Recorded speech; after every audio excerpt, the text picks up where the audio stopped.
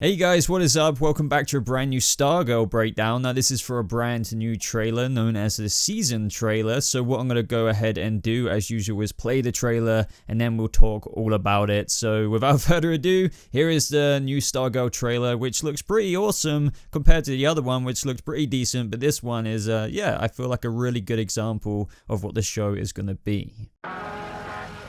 Hey, have a super great day.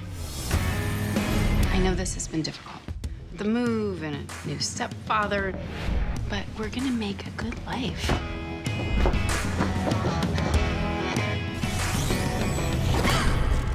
What is this thing? It's called the Cosmic Staff. The staff's not supposed to work for anyone except Starman. Starman.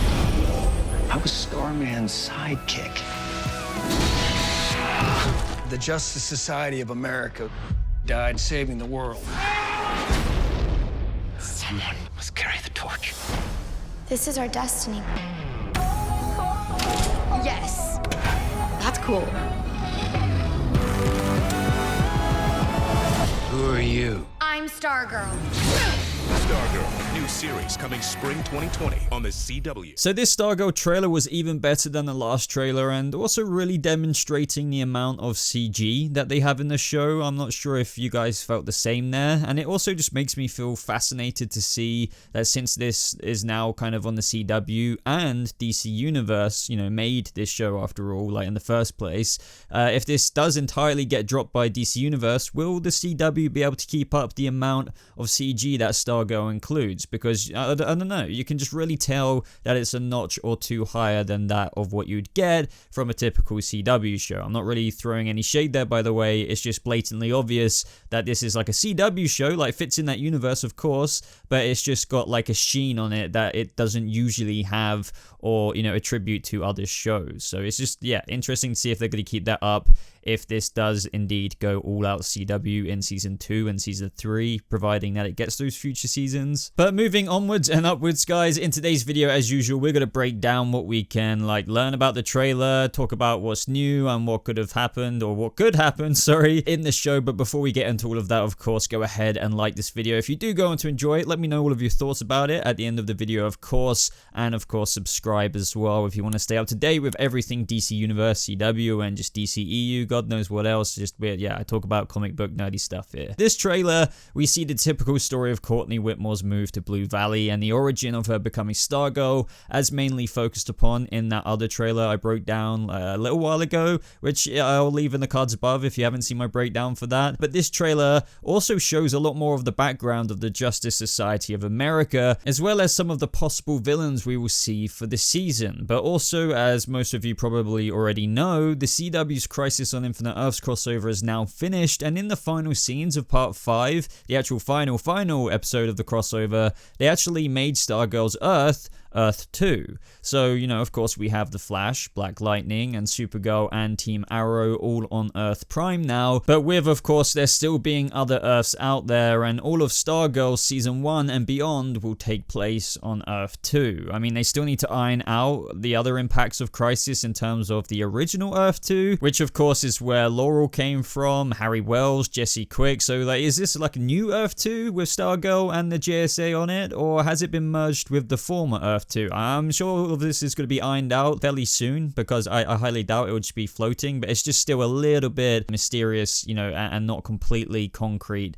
as of right now. But at the beginning of this trailer, you know, we see Pat wishing Courtney a super day at school, having just moved to Blue Valley. We get a montage of clips of her being the new girl at school, her mum talking about a good life. I mean, you can just really tell that she despises the whole move and isn't really fond of her stepfather. But of course, all of that will change with the discovery of Starman's equipment, you could say, that was tucked away in the move. But that's when we see Courtney Whitmore actually find the Cosmic Staff, as we saw in the other trailer, except this time we actually get to see her use it a bit more, and you know, kind of as it flings her around all over the place, with Pat Dukan also explaining that the staff isn't meant to work for anyone except Starman, and also that he was his sidekick. but this is when we get a lot more detail about the fall of the Justice Society of America, which we only very briefly got to see from the other trailer where Starman was dying. Now this time we get to see a few more members of the JSA battling it out with the members of the Injustice Society. Now I'm really looking forward to this scene due to the action and display of characters and their powers from the original JSA, but I just hope that it's not too quick because it looks really awesome, and I'm just guessing that it will be one of the beginning scenes of the show, just because it would make sense to open the show with the fall of the JSA, setting up the future and obviously the story that will be Stargirl reclaiming and setting up the future JSA moving forward. But you can see Pat running in the JSA headquarters as it's near the end of the battle with the heroes struggling, but this is where we get a really cool photo of the JSA members in this show, which I believe include Johnny Thunder. I believe that's the Alan Scott Green Lantern. The symbol's like a little bit like covered up there, but I think that's the Alan Scott version of the Green Lantern. We have Hawkman, Hawkgirl of course, Jay Garrick. Oh man, I really hope we see Jay Garrick in that flashback scene. That would be awesome. I believe we can see, of course, Dr. Fate there, and I believe that's the other division of Johnny Thunder on the right. And then in the front we have Wildcat, Hourman, and then the Starman we've seen quite a bit of in the trailers, and then of course Sandman and Dr. Midnight. So I'd love to know what you guys think of all of that in the comments down below, because yeah, it's just really cool actually seeing these original JSA members here. And as I said, do you think we're gonna get to see a lot of them in demonstration in that flashback? Because seeing a battle with all of those members against the Injustice Society, even though it doesn't end so well for the JSA, will just be, yeah, quite a sight to see. But as Courtney Whitmore is looking at this photo of the JSA, there's another interesting thing that we hear, because we hear Pat Dukan saying that they died saving the world. So does this really mean that every single member in that photo, such as Jay Garrick, Hourman, and the rest, are really dead? And if they are, do they all die in that assault on the JSA headquarters we keep seeing in these trailers? I mean, that's at least how it seems and how they're painting it off. I mean, of course, he could just say that they all died saving the world at different points, and then maybe the flashbacks that we keep seeing of the JSA getting absolutely screwed over by those members of the Injustice Society was kind of like the straw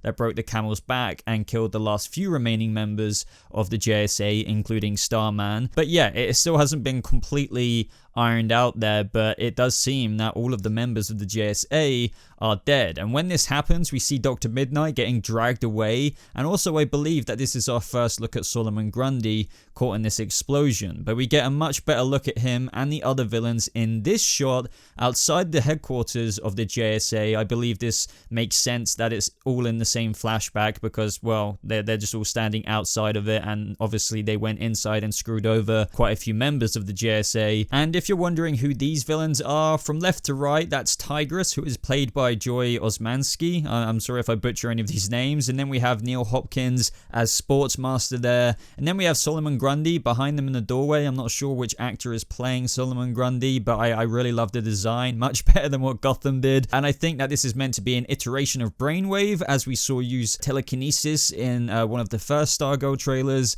And then we have Icicle there as well. But also in another shot, we have Nelson Lee as Dragon King. And it looks like he may indeed be kind of helming quite a bit of like the directive of this Injustice Society, but I could be completely wrong with that. But those of, as we know right now, or at least what I can figure out, are the members and villains we will be seeing in season 1. So with this in mind, and then the scene we got from Crisis on Infinite Earths, which shows a moment from the Stargirl show with not just her there, but also new iterations of the other JSA members too. So it seems that the story will heavily focus on, as Starman said, carrying the torch, with the new younger generation stepping into the roles and defeating these members of the Injustice Society that I just read out, who put ruin to the former JSA. Because in the Crisis scene, for example, of course we can see Courtney Whitmore here as Stargirl, but we have another version of Dr. Midnight, we have like a mini Hourman, we also have another passing of the torch of Wildcat. So I'm not sure if these are the former heroes'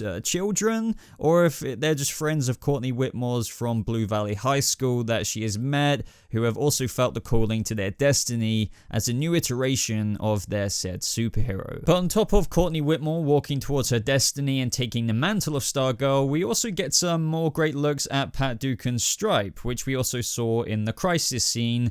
We also see him defeated, as we did in the other trailer when Stargirl was up against Brainwave, where in this trailer we hear him say, "Who are you?" She responds with, "I'm Stargirl," just before I assume kicking his ass, in which he'll probably go back running to the Injustice Society, and they're probably all going to realize that there's now a new threat of the Justice Society of America returning, and so the season will likely continue along that route, with the new Justice Society kind of younger generation being led by Courtney Whitmore, Stargirl, and, you know, going against the villains of the Injustice Society who destroyed the first version of the JSA, and yeah, hopefully defeating them. I guess that's the idea. But that's all we could get from this trailer, guys. I hope you enjoyed it. Let me know your thoughts down in the comments below. Let me know if I missed anything, and also just let me know if you have any theories that can add on to all of this in the first place. But if you did enjoy this video, I'd really appreciate it if you would leave a like on it, as it really does show your support.